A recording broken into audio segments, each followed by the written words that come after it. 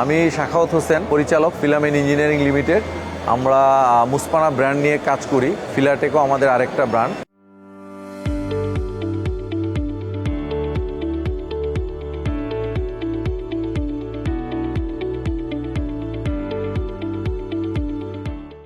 আপনারা জেনে আনন্দিত হবেন যে ফন্ডাটেক নামে একটা চাইনিজ কোম্পানি যারা ইন্টেলিজেন্ট লাইট নিয়ে কাজ করে, তারাও আমাদের সাথে এখানে পার্টিসিপেট করেছে মেলায় প্রথম। আমরা এর আগে ইন্ডিভিজুয়ালি বেশ কয়েকবারই এই সেমস কর্তৃক আয়োজিত আইসিসিবি ফেয়ারে আমরা অ্যাটেন্ড করেছি। তো মূলত আমরা সোলার বেসড কোম্পানি, পাশাপাশি স্মার্ট লাইটিং নিয়ে আমরা কাজ করি। আমাদের এখানে এই বছর আমরা নতুন একটা সেন্সেশন প্রোডাক্ট আমাদের, সেটা হচ্ছে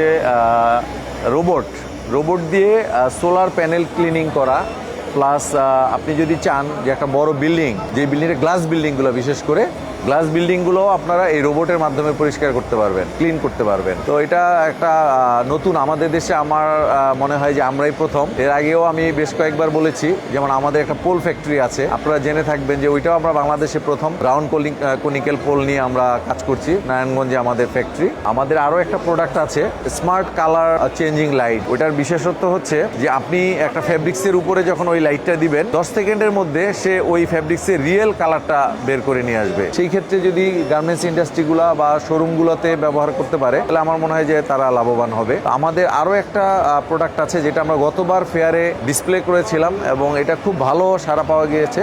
সেটা হলো আমাদের সোলার রুফ টাইলস, যেটা আপনারা মিল ফ্যাক্টরি, কলকারখানা এবং খামারগুলোতে ব্যবহার করতে পারবেন। এটাতে সুবিধা হলো আপনার এক্সট্রাভাবে আর কোনো শেড মানে ছাদ ইউজ করতে হলো না, বা আমরা চাল যদি বলি, রুফে যেটা নর্মালি টাইলস ব্যবহার করি, সেটার পরিবর্তে আপনি সোলার রুফ টাইলসটা ব্যবহার করতে পারেন।